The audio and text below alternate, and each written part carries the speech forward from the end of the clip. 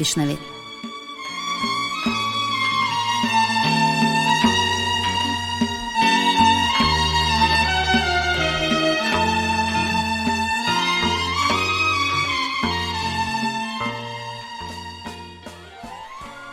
بعد از بیماری دور و دراز برادر سومشان سید سراج الدین خواجه‌ای در سال 1889 8 ساله نوح برا که در آن ماه‌های بیماریش حالا خیلی ضعیف جثه و رنگ کنده گردیده و اشتهای خوب هم نداشت به پا خیست. تنها دادری که اینجا اشان سید کرام الدین خواجه زودتر و تیزتر شفا یافت و سلامت گردید که بعدها خود عینی درباره چگونگی احوال این دادری خردی خود در هنگام اوج بیماری سرایتی وبا در یادداشت‌ها چنین معلومات داده است. اما دادری خردم که کرام الدین نام داشته 4 ساله بود، بعد از بیماری زود قوت گرفت. صدرالدین عینی، کلیات جلد 6 صفحه 183. از روی خاطره و یادداشت‌های عینی معلوم می‌گردد که دادری خردشان سید کرام الدین خواجه به 4 سالگی خود نگاه نکرده خیلی با فهم و با عقل و هوشیار و دانا بود. سخنهای پخته جدی می‌گفت. بسیار زیرک و حاضر جواب بود. گاه‌ها در گفتگو تشبیه‌های شاعرانه را استاکارانه کار می‌فرمود که آنها از مهارت شاعری داشتنی او گواهی می‌دادند. اما بعدتر مرگی برمحل همه این امیدهای صدرالدین و دیگر برادران و خویش و اقرباهایش را برباد داد. تا چه اندازه دوست داشتنی سید کرام الدین خواجه را و استعداد شاعری داشتنی او را عینی در لحظه زیرین تصدیق می کند. ما در سری صندلی به آشخوری نشستیم.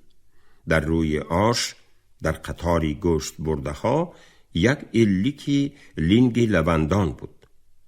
از بس که دیگران از اکم سید محی الدین خواجه خردسال بودند، به هیچ کس تقدیم نکرده خود به استخوانخایی در آمد. استخوان کلان و پیهایش سخت بود. بنابراین اکم با 2 دست استخوان را نگاه داشته با زور دندان پیهایش را کنده می گرفت. اکم خبردار شد که برادری خردترمان کرام الدین خشمگینانه با استخوان او چشم دوخته ایستاده است. چرا نگاه میکنی؟ گویان اکش از وی پرسید. خودی خیبر برین سگ خانگیشان استخوان میخواهید، گفت با آهنگی آتشینی. همه خندیدیم. از این جواب او من بسیار ذوق کردم. دلی او به همان استخوان کشال بوده است. چون اکم به او نداده خود خواهیده است، در غضب شده با خواهش حالت روحیه آن وقته خود آن کرداری برادری کلان را به استخوان خواهی سگ مانند کرده است که این تشبیه به معنی پره خود تشبیه تام بود. من در وقت شعرخوانی های خود از همه زیادتر از تشبیه های شاعران ذوق می کردم. اما این تشبیه بچه 4 ساله از همه آن تشبیه هایی که من تا آن وقت در شعرها دیده بودم و ذوق می گرفتم پرتر بود. بی هیچ اندیشه دور و دراز حاضر جوابانه با این تشبیه تام انتقامگیری آن کودک ذوق مرا باز هم افزون تر کرد. خود هرچند آن وقتها شاعر شدن را آرزو می کرده باشم هم درباره به وجود آمدن آن آرزوی خود باوری نداشتم.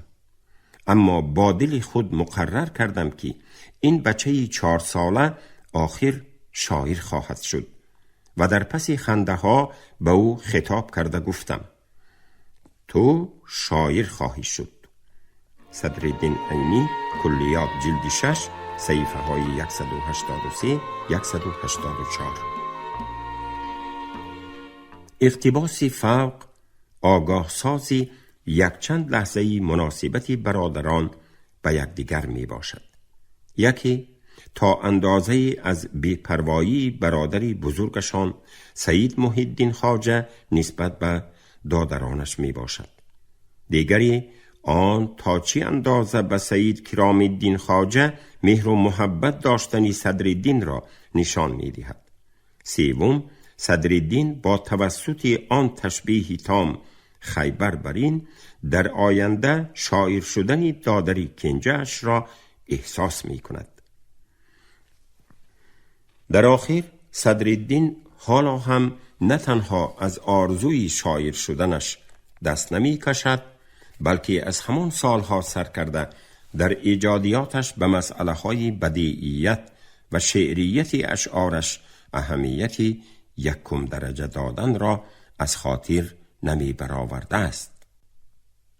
آن مقصد و آرزویی را که در آن ماه‌ها در دل صدرالدین درباره به بخارا رفته در مدرسه خواندن پیدا گردیده بودند و وجود داشتند، پس از تنها و بی کس و پرستار ماندنی دو دادری از خودش خورد عملی نگردنده می شمارد، گرچنده این را پدرش به وی با اصرار وصیت و تأکید کرده بود که حتما در مدرسه خواند. خود عینی آن روزها را در خاطر آورده در این باره چنین نوشته بود: من آن وقتها خیالی بخارا رفته خواندن را تماما از سری خود دور کرده بودم. هرچند آرزوی خواندن خصوصا بعد از وصیتی پدرم از اوله زیادتر شده باشد هم، این آرزو به نظرم یک خیالی محال برین می نمود، چون که اکم خود را به تیغ و تبر زده به کدام دشواری که باشد خواندن خود را دوام می داد. من باید به جای پدر و مادر دادران خردسال را پرورش می کردم. اگر من هم به فکری بخارا روی می افتادم، این دو دادری خردترکم تلف می شدند. وجدانم وظیفه تربیه این کودکان را از همه آرزوهای من بالاتر کرده به گردن من بار کرده بود. صدرالدین عینی، کلیات، جلد 6، صفحه 184.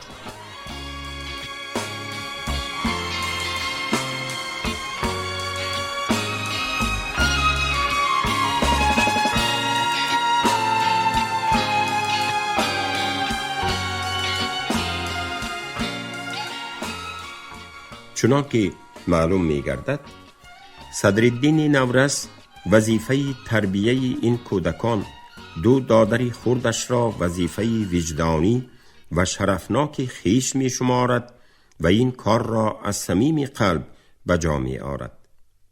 گذشته از آن، خواننده محترم از جمله های بالا چقدر نشانه های عالی ترینی انسان دوستی عینی را دریافت می کند که آنها نه تنها برای هر یک فردی تاجیک، بلکه برای همه بشریت گوناگون ملت، گوناگون ارق و گوناگون دین درس عبرت شده می تواند.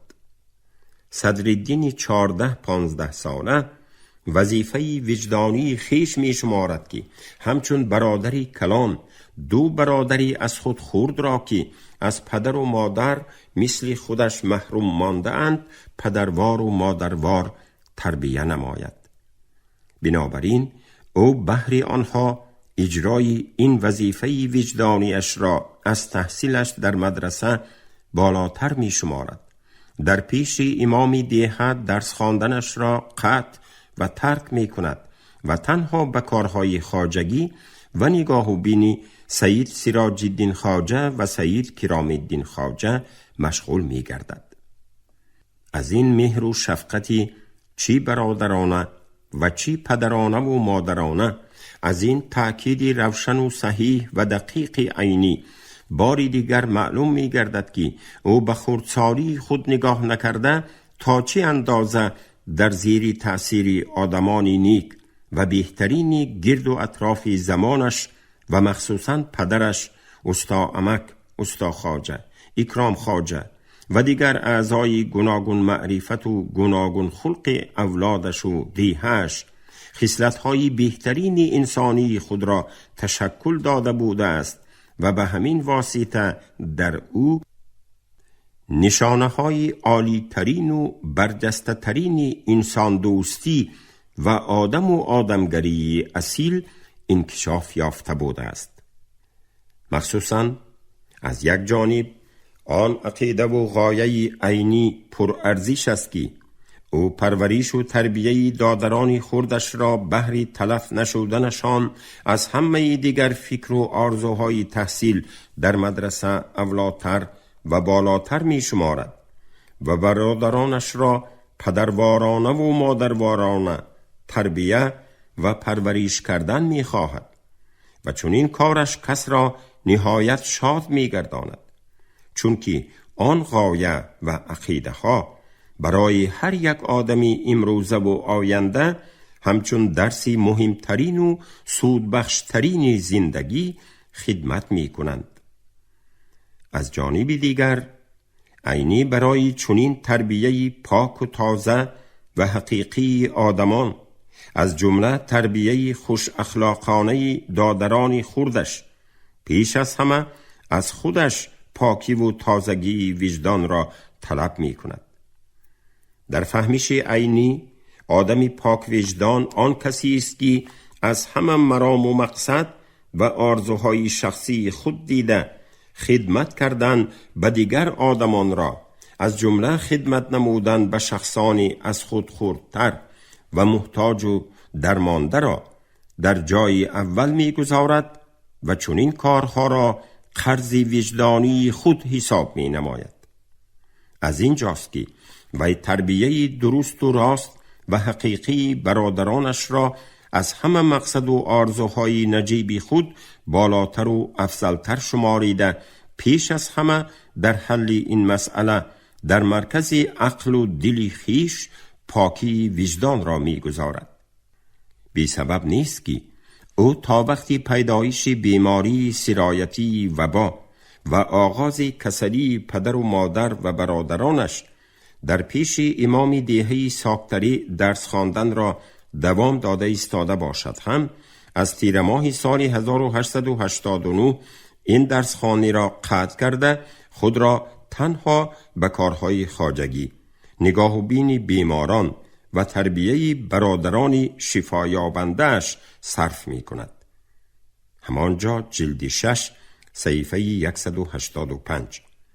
او همین لحظه ها را همچون خدمتگار و مربی برادرانش در جمله های ذیل این طور بیان کرده است: من در هر 3 یا 4 روز از شیره توتمویز با آرد بریانی جواری حلوای تر می پختم که با زغاره نانی آرد جواری می خوردیم. از جواری سفید کشک هم می پختم. در وی به جای جرغات قروت می انداختم که مادرم از شیر مادگاوی گوساله‌داری خودشان خشکانده مانده بود.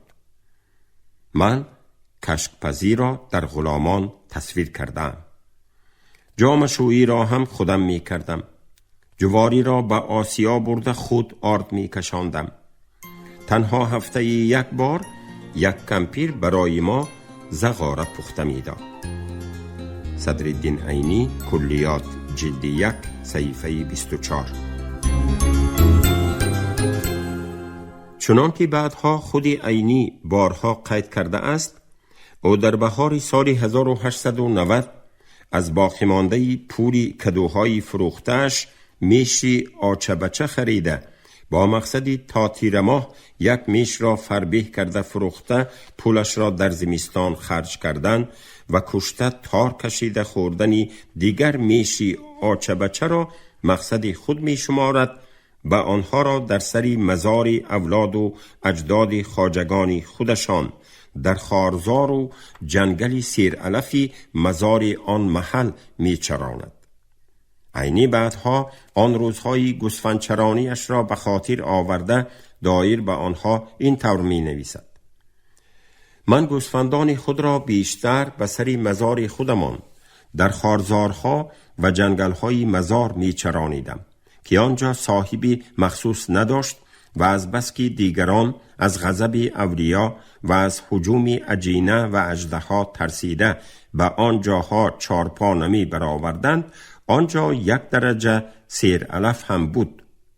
و بالای تل برآمده نشسته کشتزارها و باغچه‌های حولی‌ها را تماشا کردن، گاه‌ها به سنگ‌های مزار انگشت زده خط‌های در آنها کنده شده را خواندن طبع مرا چاق می‌کرد.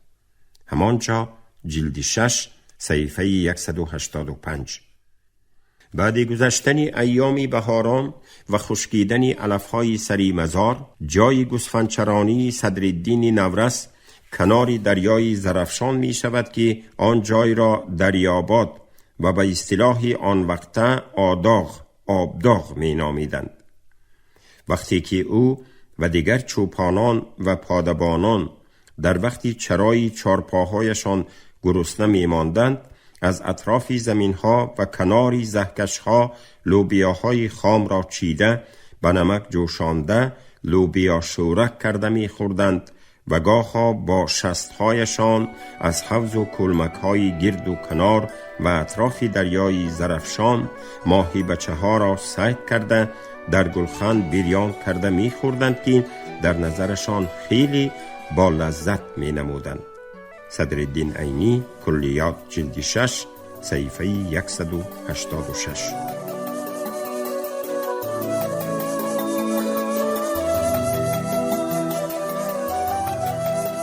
صدرالدین در تابستان و تیر ماه سال 1890 از دهقانی 2 تناب زمینی پدرش، یعنی از کشت گندم تیر ماهی، جوی بهاری، پلوکدو، با سببهای گوناگون فریب الاف غله فروش که به او به جای تخمی جوی بهاری تخمی جوی تیر ماهی فروخته بوده است، دوچاری ابرلا گردیدن گندم کشته، از بی تجربگی نادرست کشتن پلوکدو و در بیخ هر یک پلک آن رویدن شومگیاه و مانند آنها چیزی گرفتن نمیتواند. و مثل همین در سال 1890 حاصل سردرختی هم کرایی نشد، همانجا صفحه 187. و سرد آمدنی بهاری همان سال 1890 باز سببگاری سرما زدنی چی زردالو و چی توت‌های همه اهالی دهه‌شان از جمله خودشان گردیده بود. واخوری نخستین عینی با شریف جان مخدوم و منظم.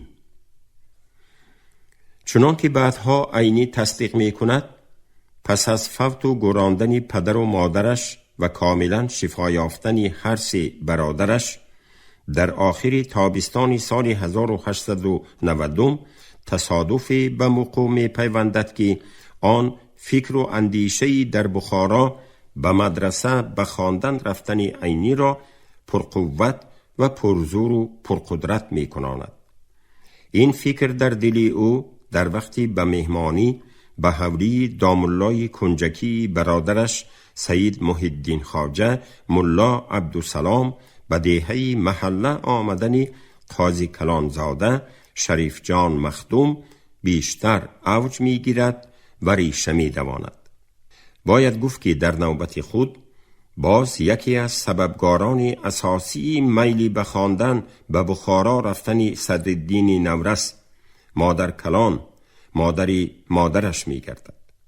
این مادر کلانی سید محی الدین خواجه، صدرالدین، سید سراج الدین و سید کرام الدین که عینی در هیچ جای نامش را نمی آرد، در آن سال تقریباً 70 ساله بوده است و در همان شب و روز در هنگام بدیهی محله آمدن قاضی کلانزاده شریف جان مخدوم برای دیدار بینی نبیرهایش را به نزد خود بدیهی محله بالا می خواند.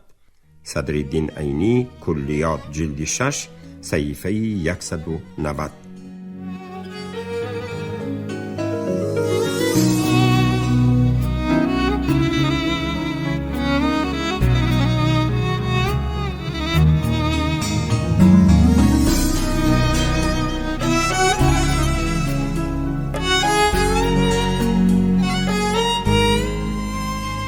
هنگامی که صدرالدین با هر دو برادرش سید سراج الدین خواجه و سید کرام الدین خواجه به حولی بابا کلانش همراه خان و مادر کلانش به دیهه محله بالا می آید، آگاه می شود که به مهمانی داماللای کنجکی اکش سید محی الدین خواجه، ملا عبدالسلام به دیهه همسایه به دیهه محله قاضی کلانزاده شریف جان مخدوم با ندیمان و خدمتگارانش آمده است. انا در همین دیهه و در همین وقت در آخر تابستان سال 1892 شناسایی نخستین عینی با یکی از قاضی کلانزادگان بخارا شریف جان مخدوم به وقوع می پیوندد. صدرالدین تا این وقت تا آخر تابستان سال 1890 نقص می فهمید که گرچندی در دلش فکری به بخارا رفته در مدرسه تحصیل کردن را دارد و می پرورد، ولی ناداری و کمبغلی و بی‌بضاعتی خانوارشان مخصوصاً سرابانی او به دادران خردسالش اجرای این آرزو و هوس، میل و خواهش و مقصد و امیدش را برباد داده ایستاده بودند و آنها به او امکان نمی دادند و حتی مانع بودند که به بخارا رفته در مدرسه تحصیل کند. اما آن تصادفی که در آخرهای تابستان سال 1890 متاسفانه این سنه در یادداشت‌ها به جای 1890 آخری تابستان سال 1889 آورده شده است. صاحب تبرف در دیهه محله در حولی ملا عبدالسلام به وقوع پیوست، یکی از سببگاران اساسی آماده گردیدن صدرالدین برای تحصیل در مدرسه در بخارا می گردد. عینی واقعه های آن روزه و تصادفی در حیاتش خوش را در مختصری ترجمه حالی خودم به خاطر آوردن نوشته بود. مادر کلان و بابای مادریم همراه خان و من خبر فرستادند که دادرها را گرفته پیش آنها برم. آنها در آخر عمرشان ما را یک بار دیده مانند. من با دادرها خر را 3 کسه سوار شده به خانه آنها که از دیهه ما 16 کیلومتر دوری داشت رفتیم. صدرالدین عینی، کلیات جلد 1 صفحه 26.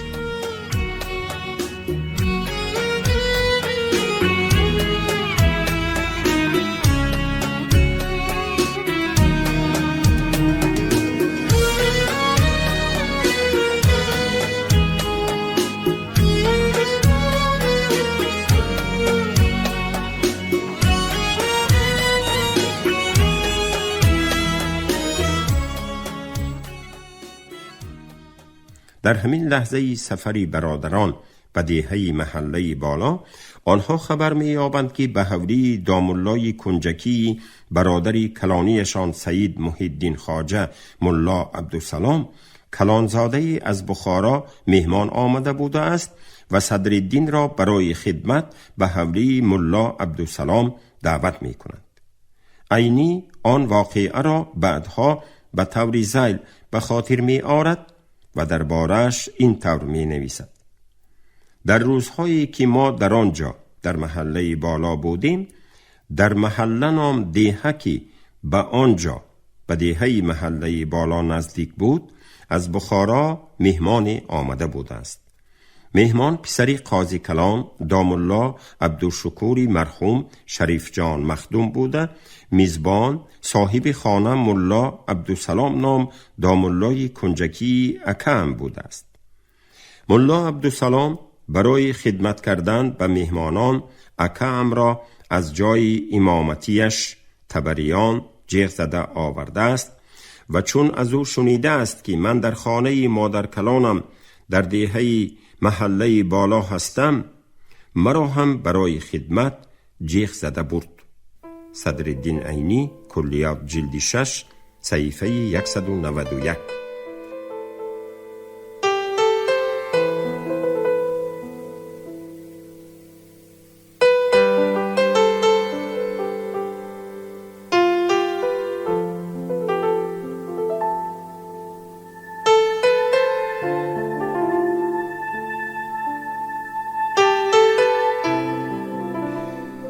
چنان که بعدها عینی تصدیق می کند، وظیفه او در حولی میزبان ملا عبدالسلام دائما جوشانده ایستادن دو سماوری کلانی چایخانگی بود.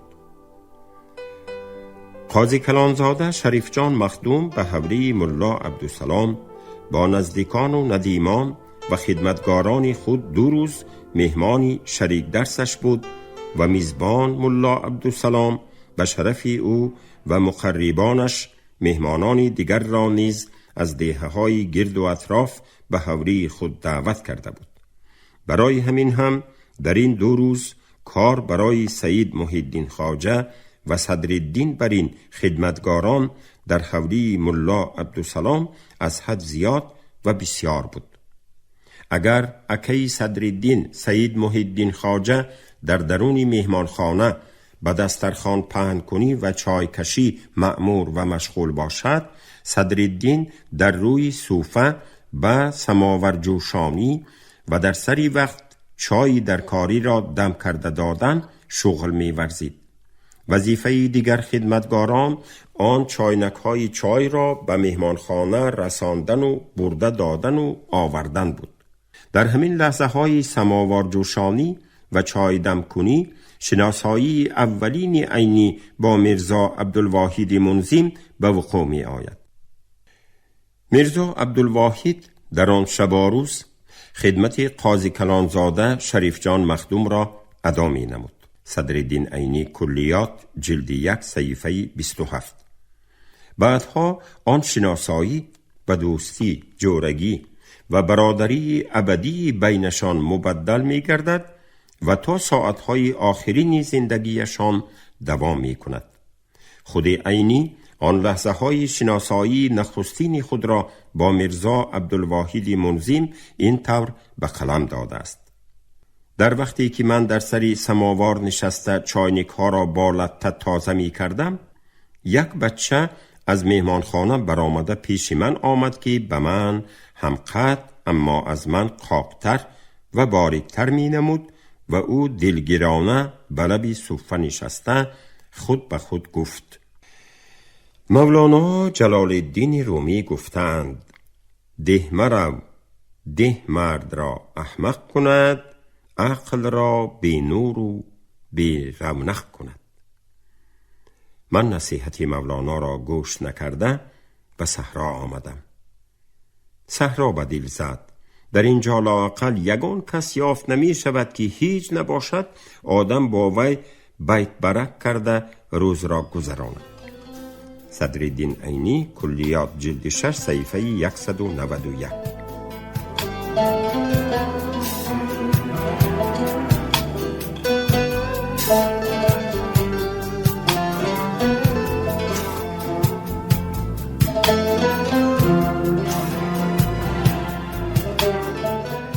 شما گفتار 18 را از روی کتاب ادبیات شناسی ورزیده و منقد برجسته تاجیک صاحب تبرف زندگی نامه صدرالدین عینی سالهای 1875 1899 در قرائت عبدالرشید خوجمقولов شنیدید. کارگردان شیرعلی نغزلی. پایان گفتار از سلسله خوانش ادبی. شاد باشید.